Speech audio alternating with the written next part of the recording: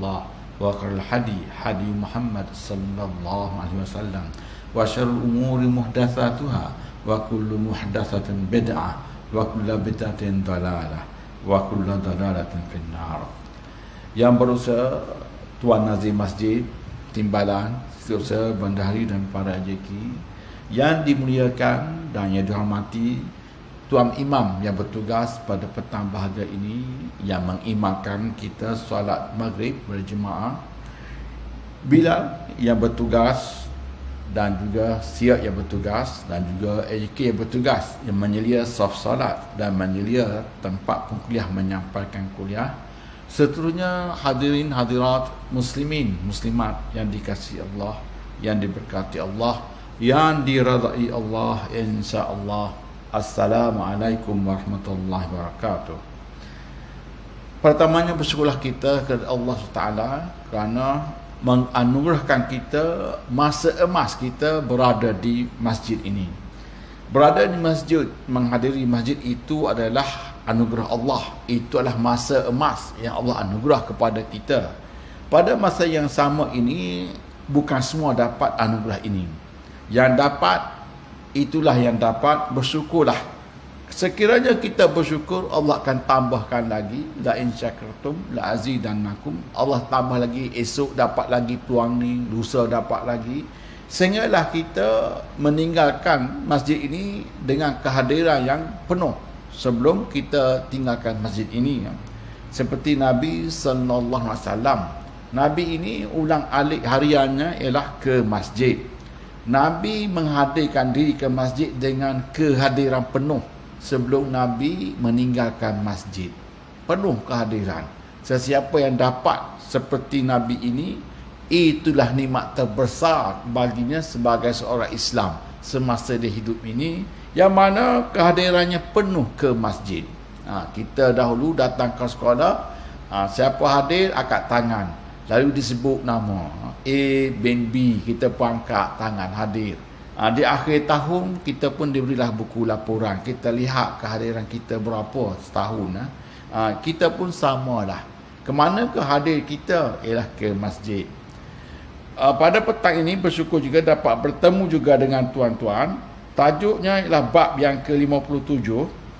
Tajuknya ialah berlindung dari azab dan fitnah kubur. Berlindung dari azab dan fitnah kubur. Dalam bab yang lalu diingatkan kepada kita, azab kubur itu benar. Azab kubur kepada orang kafir itu benar. Dan ditunjuk kepada mereka yang diazab di kubur itu, ditunjukkan neraka pada petang sekali, pagi sekali. Itu adalah benar.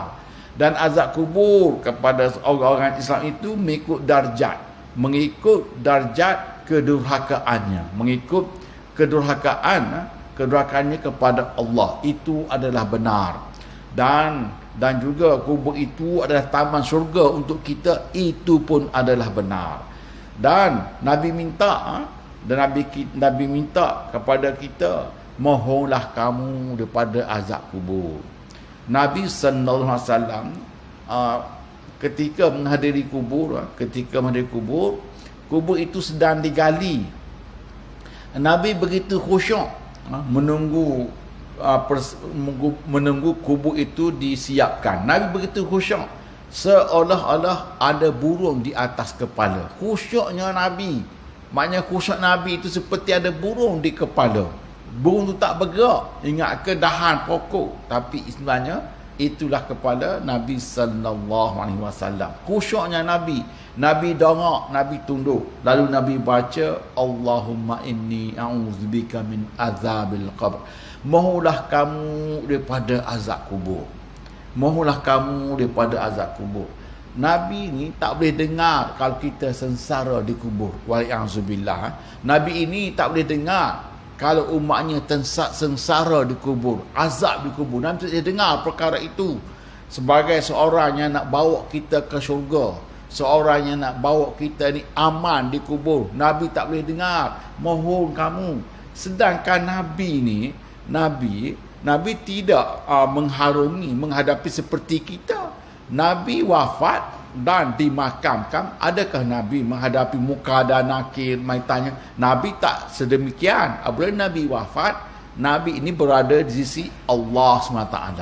Kita tak tahulah bagaimana Nabi sisi Allah. Yang kita tahu Nabi ini mulia, manusia yang agung di sisi Allah, penuh dengan kesejahteraan. Kita pun doa, Allahumma atini sayyidina Muhammadanil wasilata wal fadilah wa ba'thil maqam mahmudan lazi wa'ata. Kita berdoa kepada Nabi kita, kurniakanlah tempat terpuji. Jadi Allah janjikan, itu dijanjikan di sisi Allah SWT. Nabi tak lalu seperti kita, tapi Nabi minta, Nabi doa, Nabi sendiri, kamu pun mau doa lah daripada azab kubur. Azab kubur ini Nabi sempat mengiling kepada, Nabi menitis air mata di kubur, ingatkan kita ni lepas ke azab kubur? InsyaAllah lepas, insyaAllah lepas. Nabi dah beri petunjuk semuanya. Dalam pada itu bimbang, memanglah kebenaran Nabi ada yang tak lepas. Astaghfirullah wal-a'udzubillah. Semoga kita berjaya, semoga kita semua ini lepas daripada azab kubur, insya-Allah. Dan pada itu Nabi minta mohon kamu azab kubur. Nabi sempat mengiling kepada, menitis air mata. Nabi ingatkan kita ni bagaimana kita dalam kubur nanti. Begitulah Nabi. Laqad ja'akum rasulun min anfusikum azizun alaihi ma anittum harisun alaikum bil mu'minin raufur rahim. Nabi ni nak beri tamak, Nabi ni begitu tamak halaba, nak beri kebaikan kepada kita. Antara kebaikan supaya kita ni lepas daripada azab kubur, lepas, duduklah aman sehinggalah kiamat, duduklah dalam keadaan sejahtera, duduklah dalam penuh kemuliaan dalam kubur. Kubur itu biarlah taman syurga kepada kamu dan dan diingatkan kepada kita. Kita hidup di dunia ini 63 tahun. Kalau ada ekstra mungkinlah 100 tahun. Kalau ada lagi lebih mungkin 200 tahun. Itu dah banyak dah 200 tahun. Tapi berada dalam kubur, adakah 200 tahun? Dalam kubur beribu-ribu tahun. Tak tahu bilakah nak kiamat. Bilakah mereka Israfil itu akan tiup sangkakala kali kedua. Nabi SAW telah pun wafat meninggalkan kita 1400 tahun dahulu. Nabi hidup 63 tahun sahaja. 63 tahun. Nabi sekarang ni berada di sisi Allah SWT. Makam kenabian dah 1400 tahun yang lalu. Abu Jahal pun sama, umurnya lebih kurang 63 tahun ataupun lebih 70 tahun, dan berada dalam azab kubur dah 1400 tahun. Ditunjuk neraka pagi, dipukul-pukul sampai petang, ditunjuk pula neraka 2 kali, dan dipukul lagi, dihentam lagi, dipukul lagi. Tak sesiapa pun mendengar suaranya, kecuali semua dengar suaranya kecuali jin dan manusia yang tak dengar. Lama. Itu diingatkan kepada kita. Dan kubur itu adalah besar dalam hidup kita.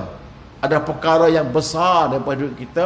Hendaklah kita selesaikan masalah kita itu semasa hidup ini. Jadi hidup ini, hakikat hidup kita hidup ini, kita hidup ini, biarlah hidup kita sampai hidup di syurga. Itu hidup kita. Kita orang Islam. Yang Nabi tunjuk, diutuskan kepada Nabi, kepada kita, biarlah kita hidup ini, hidup yang sebenar-benarnya, biarlah hidup kita ini sampai hidup dalam syurga. Tak akan mati selamanya. Biarlah kita hidup ini, hidup kita aman dalam kubur. Itu hidup. Hidup yang sebenarnya. Itulah hakikat hidup. Adakah hidup ini semata-mata hidup? Tak perlu buat apa-apa. Tak perlu buat itu, tak perlu buat ini. Hidup semata-mata. Nak hidup, nak makan, nak minum, nak apa ada dunia, dan hidup terus sampai ke mati. Itu orang kafir yang bukan berpegang kepada hidup yang sebenarnya. Kita, hidup sebenar kita miskin ke, kita kaya ke, kita tetap hidup seperti kita mahu hidup kita sampai hidup ke syurga. Ataupun hidup kita bahagia sampai hidup kita ni hidup di kubur dengan penuh kebahagiaan. Kita lihat di sini, berlindung daripada azab dan fitnah kubur. Diriwayatkan oleh An-Nasa'i dari Aisyah bahawa Nabi sallallahu alaihi wasallam berkata, Rasulullah menemui aku ketika aku sedang menerima tamu seorang wanita Yahudi. Wanita itu berkata, kamu akan terima fitnah kubur. Mendengar itu, Nabi pun tersentak lalu bersabda, sesungguhnya yang terkena fitnah itu adalah orang-orang Yahudi. Tetapi selang beberapa malam tinggal di rumah aku, Rasulullah sallallahu alaihi wasallam bersabda, apakah kamu juga berfikir bahawa aku pernah diberi wahyu kalau orang-orang mukmin akan terkena fitnah dalam kubur? Tetapi aku mendengar Nabi sallallahu alaihi wasallam sentiasa biasa mohon perlindungan kepada Allah dari azab kubur. Maksudnya pada satu hari riwayat An-Nasa'i, Aisyah, dari Aisyah ni didatangi oleh wanita Yahudi. Jadi wahyu kata, kamu Islam pun terkena juga azab kubur. Kalau kamu baik pun sama juga, terkena juga azab kubur. Pada mulanya Nabi sanggah, Nabi kata yang kena azab kubur ni Yahudi. Orang Yahudi yang kena azab kubur. Tetapi tak berapa lama Nabi berada di rumah isterinya ini, Aisyah kata, aku selalu dengar Nabi ini berdoa daripada azab kubur. Dan Nabi berkata, Nabi bersabda, apakah kamu juga berfikir bahawa aku pernah diberi wahyu kalau orang mukmin akan terkena dalam fitnah kubur? Dan Aisyah dengar Nabi selalu mendengar Nabi ini memohon doa, Allahumma inni a'udzubika min azabil qabr. Dan kita pun diajar doa. Kalau buka dalam maksurah itu ada doa ini, Allahumma afina fi badani, Allahumma afina fi sam'i, Allahumma afina fi basari, Allahumma inna na'udzubika minal faqr, Allahumma inna na'udzubika minal faqri wal kufr, Allahumma inni a'udzubika min azabil qabr, la ilaha illa anta. Itu doa dalam maksurat yang kita baca setiap pagi dan petang. Dan doa kita selepas kita solat, kita berdoa, Allahumma inni a'udzubika min azabil qabr. Ya Allah, aku memohon padamu ya Allah daripada azab kubur. Doa ini daripada Nabi sallallahu alaihi wasallam. Nabi sendiri daripada Sahih Bukhari atau Sahih Muslim ataupun sunan lain ada doa Nabi yang Nabi ini berdoa berlindung daripada azab kubur. Sedangkan Nabi tidak harungi seperti kita. Nabi terus di sisi Allah Subhanahu Wa Taala. Nabi tahulah kita ini akan hadapi. Berjaya dah, insya-Allah berjaya. Berjaya bukan kerana kita ini berjaya. Berjaya itu kerana kita beriman kepada Allah, beramal soleh mengikut Nabi sallallahu alaihi wasallam. Itu kita berjaya dalam kubur. Bukan kerana kita ini berjaya kerana kita ini Islam. Maknanya Islam itu dah berjaya dah. Tapi hanya setakat Islam itu setakat lafaz sahaja, tak dibuktikan dengan perbuatan. Islam, ya saya Islam. Kalau ditanya, kamu Islam tak? Islam. Tapi apabila seorang itu mengaku Islam, dia hendaklah buktikan dengan perbuatan. Kalau setakat ucap dengan lisan, tidak ada bukti dengan anggota, setakat lisan sahajalah. Maknanya kalau masuk kubur, setakat itu kalau tidak ada amalan soleh, bagaimana? Bolehkah dia boleh lepas daripada azab kubur? Itu terserahlah kepada Allah SWT. Kita tak tahu nasib kita masing-masing. Yang selalu diingatkan kepada kita, apabila kita Islam, hendaklah kita buktikan dengan amalan, dengan perbuatan. Perbuatan itu ya biarlah tepat dengan Nabi sallallahu alaihi wasallam. Jadi Islam ini beramal soleh. Sebagai hidup orang Islam ini hendaklah beramal soleh. Dan dengan itu, kita dalam kubur bahagia kita pertamanya dengan keimanan kita. Keimanan kita dan amalan soleh yang kita amalkan menguatkan keimanan. Jadi iman itu bertambah teguh dengan amalan-amalan soleh. Jadi apabila kita masuk kubur, insya-Allah kita pun teguh. Tidak ada yang akan ganggu dalam dalam kubur nanti. Dan apa saja fitnah, iaitu Munkar dan Nakir tanya, semuanya kita boleh jawab. Kerana yang menjawab itu bukan kita. Yang menjawab itu ialah keimanan kita dan amalan soleh. Itu yang menjawab sebenarnya. Allah beri ketetapan kepada kita menjawab dengan keimanan kita kepada Allah, dan kita bukti keimanan kita itu dengan amalan-amalan daripada anggota kita. Jadi orang kafir semasa di dunia, dia boleh jawab siapa Nabi orang Islam, dia boleh jawab Nabi Muhammad. Siapa Tuhan orang Islam, dia boleh jawab Allah. Bahkan dia takbir pun boleh, Allahu Akbar. Itu Tuhan orang Islam. Apa lagi dia tak boleh jawab? Ada orang kafir ni mengarang buku agama Islam. Ada orang kafir ni mengarang tentang sirah Nabi, berjilid-jilid karang sirah Nabi. Ada orang kafir ni jadi profesor di universiti.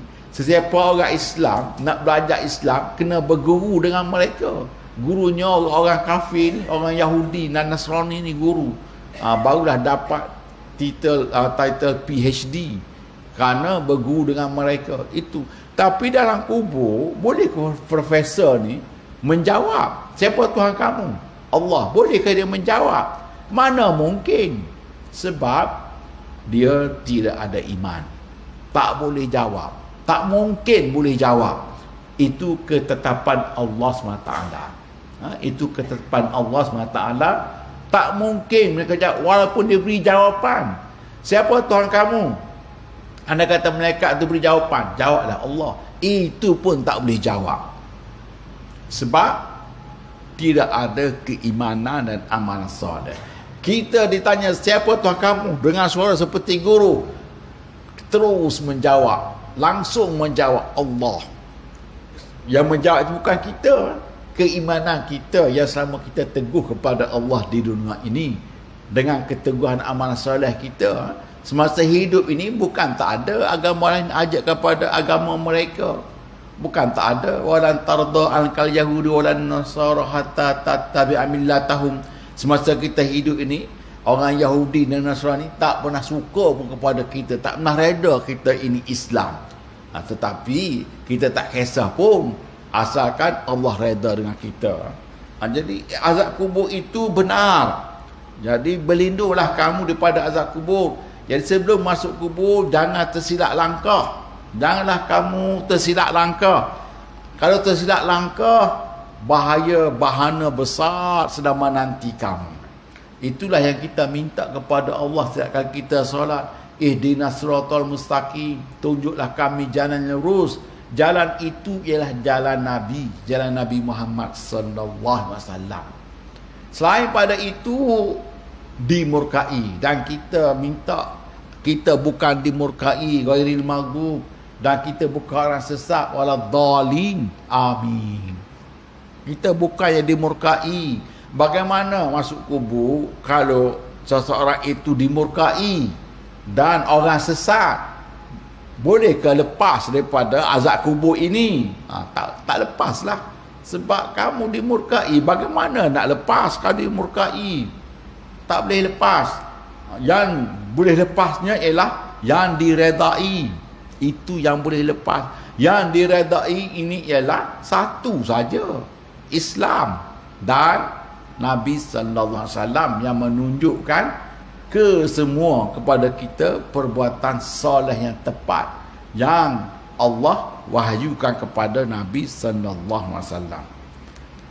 Sambung lagi di sini, diriwayatkan oleh An-Nasa'i dan Imam Ahmad dari Asma bahawa Nabi sallallahu alaihi wasallam bersabda, sesungguhnya aku baru saja diwahyukan kepada aku bahawa kamu akan terkena fitnah dalam kubur. atau seperti fitnah Dajjal yang aku sendiri pun tak tahu apa itu. Kata Asma, salah seorang akan ditanya oleh malaikat, apa yang kamu ketahui tentang orang itu? Bagi yang beriman dan yakin ia akan menjawab sebanyak 3 kali, dia itu ialah Nabi Muhammad sallallahu alaihi wasallam, utusan Allah. Beliau datang, Nabi ini datang kepada kami, datang dengan membawa penjelasan dan petunjuk, lalu kami sambut dan kami taati. Kemudian malaikat berkata kepadanya, tidurlah, tidurlah. Kami tahu bahawa kamu beriman kepadanya. Tidurlah sebagai seorang yang soleh. Adapun orang munafik atau orang yang bimbang, ia akan menjawab, aku tak tahu apa yang kamu tanya itu. Atau ia menjawab, aku tak tahu, kerana aku hanya mendengar tentang dirinya daripada kata-kata orang yang bercerita sahaja. Jadi kita ni insya-Allah, apabila ditanya siapakah lelaki itu, dia bukan tanya siapakah Nabi kamu. Ada juga. Jadi soalan itu kita tak tahu bagaimana. Apa-apa pun kita tetap boleh menjawab. Bila tanya lelaki itu ke, siapakah orang itu ke, siapakah Nabi kamu, kita tetap boleh menjawab. Sebab soalan itu dah makruf, dah termaklum. Siapa lelaki itu yang datang kepada kamu? Nabi Muhammad sallallahu alaihi wasallam. Kita tetap boleh jawab. Jadi kita jawab, ditanya, dikatakan dia tanya kita sampai 3 kali. Apabila kita jawab, sekali nak tanya, betul ke jawapan kamu ni? Betul tak kamu ni? Ditanya lagi, siapa lelaki itu? Kita lagi mantap.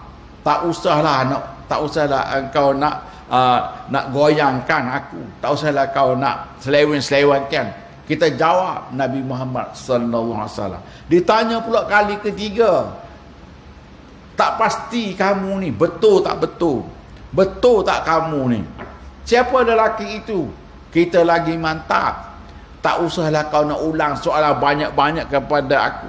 Orang itu tetap tanyalah 10 kali pun. Orang itu ialah Nabi Muhammad sallallahu alaihi wasallam. Kita tetap menjawab. Di sini katakan 3 kali ya. Tapi nasib masing-masing kita tak tahu. Boleh jadi seseorang itu ditanya sekali saja.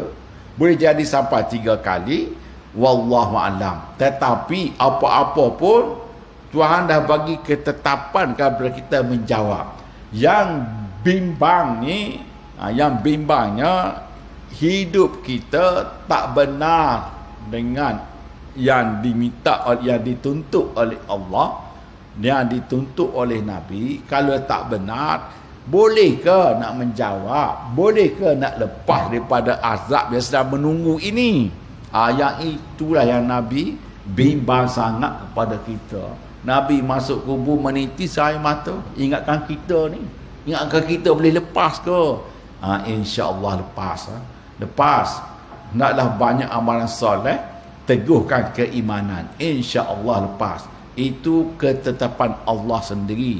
Yusabbitullahu allazina amanu bil qawli thabit fil hayati dunia. Allah menetapkan kepada kita ni dengan kata-kata yang tetap. Maknanya kita menjawab kepada muka nangkit ini begitu teguh dan mantap dan begitu tetap sekali ya.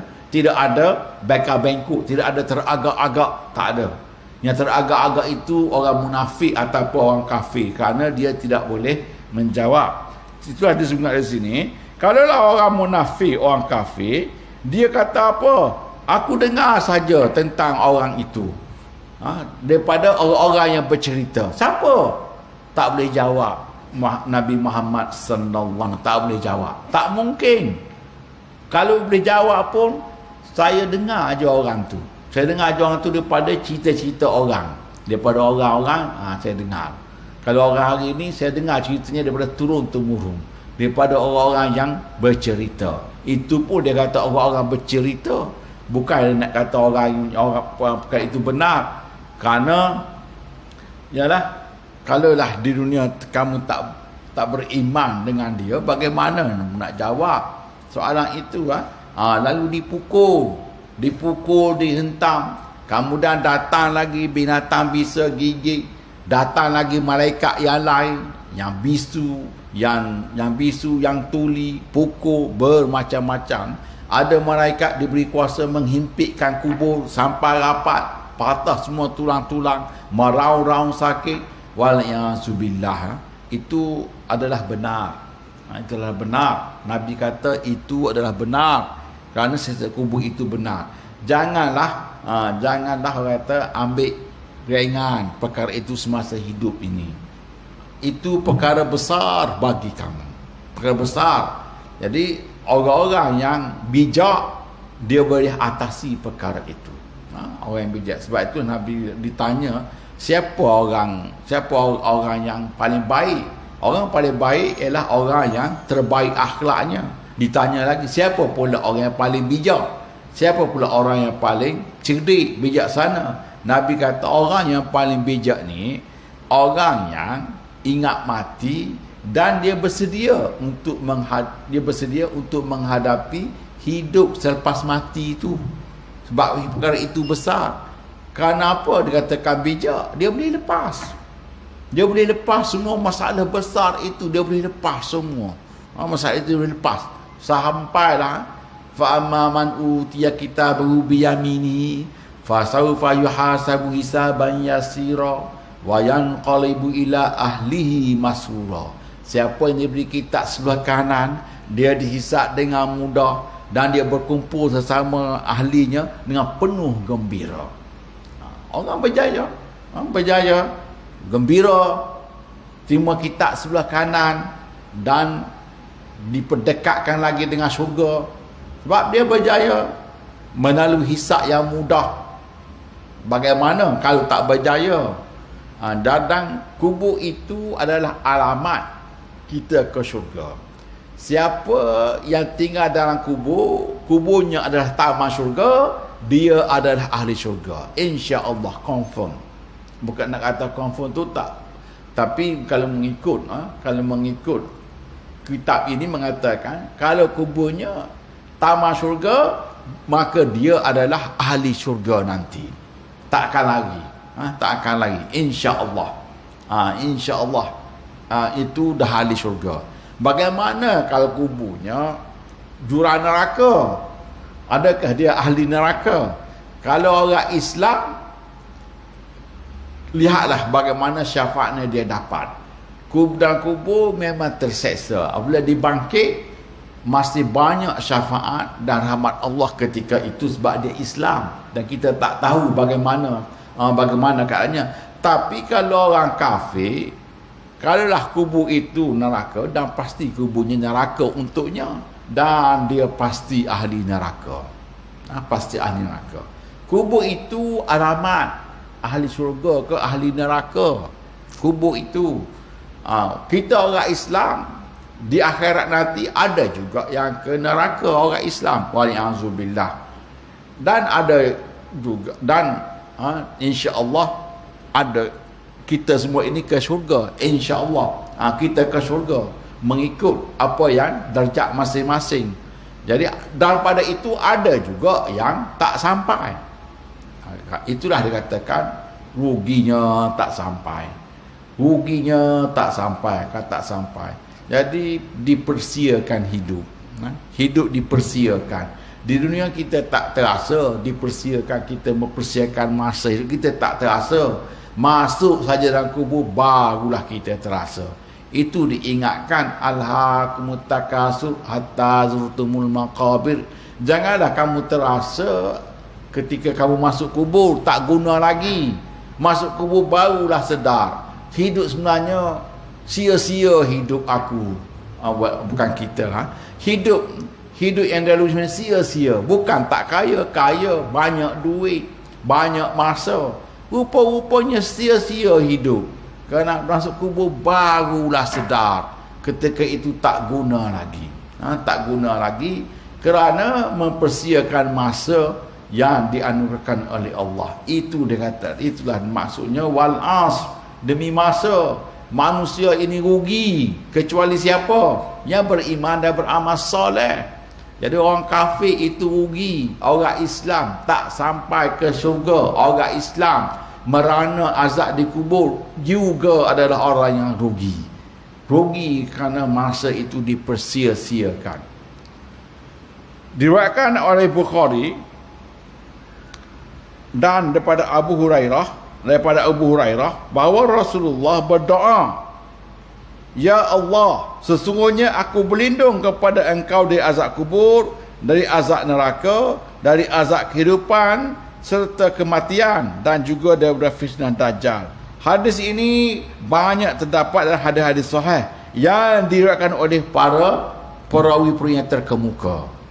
Nabi berdoa, "Allahumma inni a'udzubika min azabil qabr wa min azabin nar wa min fitnatil mahya wal mamat wa min fitnatil masihid dajjal." Nabi sendiri doa ajar kepada kita supaya kita ni selamat daripada azab kubur dengan keimanan kita dan amalan soleh kita. Kita dah Islam, dah beramal soleh semampu kita, doa minta kepada Allah supaya selamat daripada azab kubur ni. Azab kubur, jangan pandang rekeh, jangan pandang main-main tentang azab kubur. Nabi sendiri berdoa, sedangkan Nabi dia bukan lalu seperti kita. Nabi apabila wafat terus di sisi Allah. Mana ada malaikat nak tanya Nabi? Tak ada. Di sisi Allah itu maknanya terserahlah kepada Allah dengan kemuliaan dan kepercayaan Allah kepada Nabi yang mulia ini. Yang tinggalnya kita, kita dah ditunjuk ajar oleh Nabi untuk selamat daripada kubur dan selamat sejahtera pula masuk syurga nanti, diberi jalan, ditinggal kepada kita. Dan bagaimana kita nak sentiasa membacakan doa ini. Jadi perbanyakkan solat sunat, dan semasa tahiyat akhir, kalaulah kita buka buku amalan solat, dan tahiyat akhir itu apabila kita baca sepenuhnya tahiyat akhir, mesti ada 4 perkara ini, daripada minta perlindungan pada azab kubur, azab neraka, fitnah dajjal, fitnah kehidupan dan kematian. Mesti ada 4 perkara ini dalam berbagai-bagai doa. Semuanya itu adalah sahih daripada Bukhari dan juga sunnah-sunnah hadis yang terkemuka daripada sini. Jadi kalaulah kita solat fardu, mungkin tak sempat baca doa ini. Pak Imam baca kama sallaita ala sayyidina Ibrahim wa ala sayyidina Ibrahim sampailah habis innaka Hamidum Majid. Pak Imam pun beri salam kerana tak mahu panjang, takut kita ni berlipat sendi, takut tak tahan lama. Apabila kita nak mohon, perbanyakkan solat sunat, dan ketika solat sunat tahiyat akhir itu bacalah penuh, kerana apabila kita baca penuh ada doa ni, mesti ada doa ni, tak akan lari daripada doa ini sebelum kita beri salam. Doa Allahumma inni a'udzubika min azabil qabri wa fitnati wa min azabin nar wa min fitnati wa min fitnatil mahya wal mamat wa min fitnatil masihid dajjal. Lalu pun kita beri salam. Kita pun beri salam sebelum beri salam kita baca doa ini. Dan ada lagi beberapa doa yang lain, lagi. Tapi doa ini dibaca ketika solat. Doa azab kubur ni dibaca ketika solat. Maknanya besar. Jadi mana ada doa dibaca ketika solat? Doa ini, doa kubur ni yang Nabi ajar ni, kita baca ketika solat dan tahiyat akhir. Kita baca kerana perkara itu besar dalam hidup kita. Hidup kita ini besar, ialah kubur kita dan mati kita. Nabi ajar, dan ulama sebelum bagi salam tu bacalah doa ni. Dan adakah Nabi baca doa ini? Nabi baca doa ini. Kalau tak sama ada dalam solat, itu kena tanyalah ahli fiqh. Ahli fiqh mungkin dia boleh beri apakah yang Nabi baca ketika tahiyat akhir. Tapi ada dalam hadis bahawa Nabi baca doa ini ketika tahiyat akhir. Jadi perbanyakkan solat sunat dan bacalah tahiyat akhir penuh. dan termasuklah doa ini. Doa ini tak akan disebut 4 perkara, kerana doa ini adalah doa, dan kita beri salam selepas itu, kita beri salam, dan kita berdoa lagi selepas itu. Allahumma hawwin alaina fi sakratil maut. Selepas salat kita doa lagi, Allahumma inni as'aluka ridhaka wal jannah wa a'udzubika min sakhatika wan nar. Kita doa lagi. Jadi kita hidup ini sentiasa berdoa daripada keburukan, dan kita berdoa mohon kebaikan. Keburukan yang terburuk ialah yang ni, azab kubur dan neraka. Kebaikan kita yang paling tertinggi ialah kebaikan masuk syurga. Rabbana atina fid dunya hasanah wa fil akhirati hasanah wa qina azabannar. Itulah doa daripada azab kubur ini dalam solat. Solatlah pula dengan khusyuk. Tayat akhir itu kita bacalah habis dengan dalam solat sunat. Solat sunat kalaulah sebelum zuhur, selepas zuhur tak sempat, adalah sekali mana-mana solat sunat. Jadi masa pun dah masuk waktu isyak. Jadi apa yang baik itu adalah daripada Allah, hidayah Allah SWT, yang buruk daripada saya sendiri. Yang baik kita jadikan pengajaran, yang buruk kita jadikan teladan. Semoga kita ini berjaya di dunia, berjaya selepas kematian kita, berjaya daripada fitnah kubur, dan kita berjaya di akhirat dengan dimasukkan ke dalam syurga oleh Allah SWT. Kita tangguh sesi ini dengan tasbih kafarah dan surah wal asr. Subhanakallahumma bihamdik, asyhadu an la ilaha illa anta, astaghfiruka wa atubu ilaik. Bismillahirrahmanirrahim. Wal asr innal insana lafi khusr illa allazina amanu wa 'amilus solihati wa tawasaw bil haqq wa tawasaw bis sabr. Sekian, assalamualaikum warahmatullahi wabarakatuh.